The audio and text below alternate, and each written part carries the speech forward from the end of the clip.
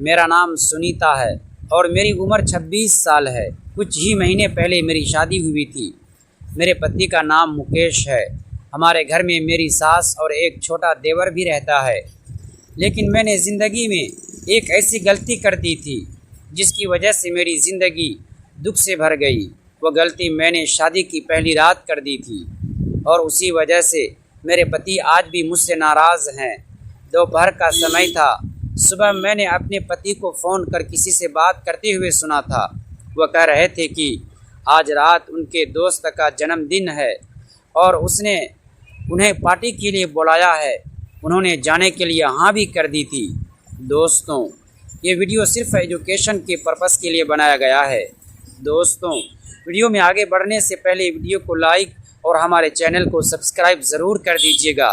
दोस्तों, वीडियो बनाने में बहुत मेहनत लगता है, इसीलिए दोस्तों प्लीज़ वीडियो को लाइक और चैनल को सब्सक्राइब ज़रूर कर दीजिएगा। दोस्तों, चलते हैं आज की कहानी की तरफ। मैंने सोचा कि मैं भी उनके साथ जाऊंगी, इसीलिए शाम के लिए एक अच्छी सी ड्रेस चुन लेती हूँ। मैंने अलमारी खोली और एक लाल रंग का गाउन निकाला। उसके साथ पहनने वाली चूड़ियाँ भी निकाली। धीरे धीरे समय निकलता जा रहा था तो मैंने सोचा अभी से तैयार होना शुरू कर देती हूँ, नहीं तो शाम को देर हो जाएगी। सबसे पहले मैंने कपड़े बदले। गाउन पहनकर जब मैंने खुद को आईने में देखा तो मैं बहुत सुंदर लग रही थी। उसके बाद मैंने हल्का सा मेकअप भी कर लिया।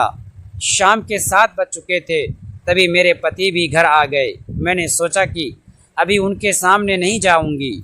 जब वे तैयार होकर निकलने लगे तब मैं अचानक उनके सामने आकर उन्हें सरप्राइज़ दूंगी। इसी सोच के साथ मैं उनके कमरे में आने से पहले ही दूसरे कमरे में चली गई और उनके तैयार होने का इंतज़ार करने लगी। इंतज़ार करते करते करीब 20 मिनट हो गए। मुझे लगा कि शायद अब वे तैयार हो गए होंगे।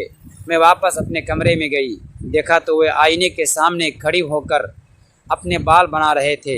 मुझे देखकर उन्होंने कहा कि तुम इतनी क्यों सजी धजी हो।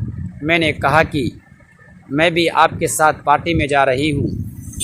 इस पर उन्होंने कहा कि यह तुमसे किसने कहा कि तुम मेरे साथ जाओगी। मैंने कहा कि अरे, मैं आपकी पत्नी हूँ तो जाऊँगी। उन्होंने साफ कहा कि तुम नहीं जाओगी।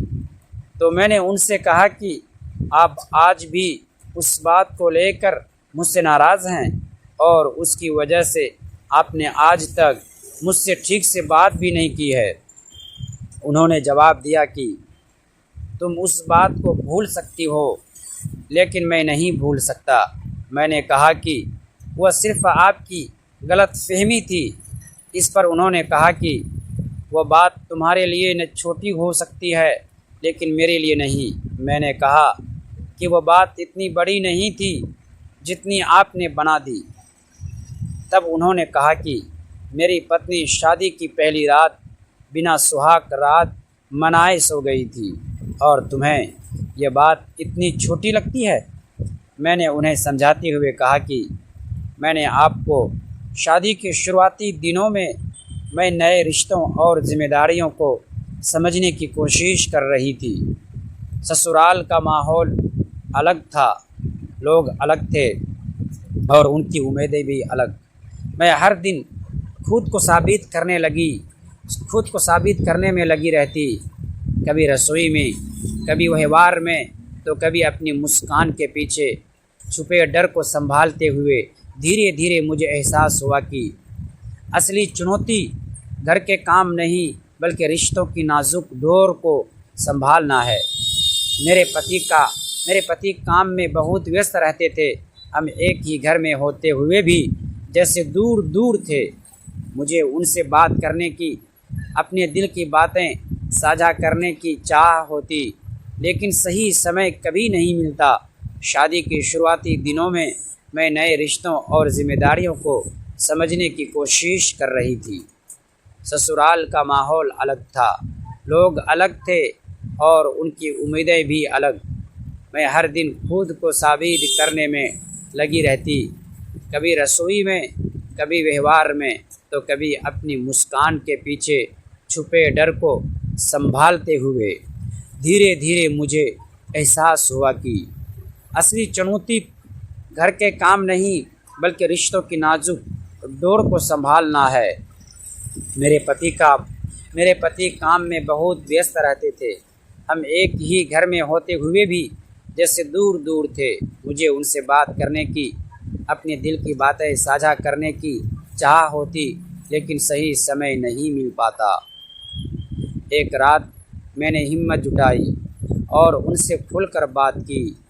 मैंने कहा, हमें सिर्फ पति पत्नी नहीं, दोस्त भी बनना होगा। उस दिन पहली बार उन्होंने मेरी आंखों में झांक कर मेरी बात सुनी।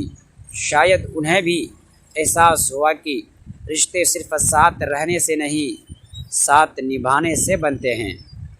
उस बातचीत के बाद सब कुछ जादू की तरह नहीं बदला, लेकिन बदलाव की शुरुआत हो गई। हमने तय किया कि हर दिन थोड़ा समय सिर्फ अपने लिए निकालेंगे, बिना फ़ोन, बिना किसी और के। आज मैं सीख रही हूँ, समझ रही हूँ, शादी एक मंजिल नहीं, एक सफ़र है। दोस्तों, अगली पार देखने के लिए प्लीज़ चैनल को सब्सक्राइब ज़रूर कीजिएगा।